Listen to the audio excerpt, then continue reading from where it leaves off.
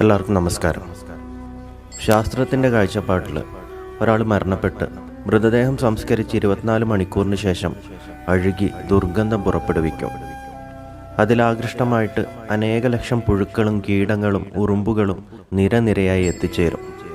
3-ാം ദിവസം കുഴിച്ചുമൂടിയ മൃതദേഹത്തിൻ്റെ മൂക്ക് ആദ്യം ചീഞ്ഞു തുടങ്ങും. 6-ാം ദിവസം നഖങ്ങൾ കൊഴിഞ്ഞു വീഴും. 9-ാം ദിവസം മുടികൾ കൊഴിഞ്ഞു തുടങ്ങും.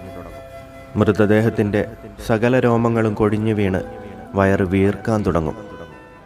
17-ാം ദിവസം വയറ് പൊട്ടി മൃതദേഹത്തിൻ്റെ ഉൾഭാഗങ്ങൾ പുറത്തു ചാടും.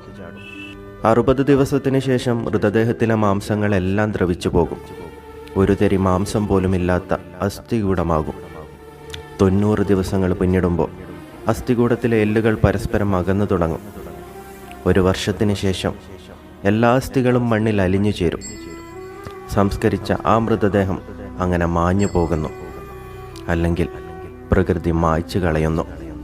എത്ര ശക്തിയും ബുദ്ധിയും സൗന്ദര്യവും അഹങ്കാരവും ആത്മാഭിമാനവും പകയും വെറുപ്പും ധീരതയും ബഹുമാനവും സമ്പത്തും ഉണ്ടായിട്ടും നേടിയതെല്ലാം ഭൂമിയുടെ മുകളിൽ ഉപേക്ഷിച്ച് വെറും കൈയോടെ ഭൂമിക്കടിയിൽ ഒരു നാൾ അലിഞ്ഞു ചേരേണ്ടവരാണ് എല്ലാ മനുഷ്യരും.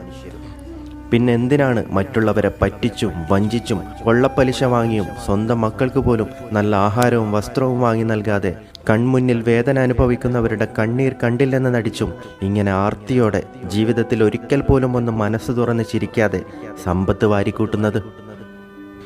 ഇത്തരക്കാരിൽ പലരുടെയും മക്കൾ ഇവരുടെ മരണശേഷം സാമൂഹ്യ വിരുദ്ധരും സമൂഹത്തിന് ചേരാത്ത പ്രവൃത്തികളിൽ പണം ദൂർത്തടിച്ച് അവസാനം ആരോഗ്യവും പണവും തകർന്ന് വീഴുന്ന കാഴ്ചയും നമ്മൾ കണ്ടിട്ടുണ്ട് ധാരാളം.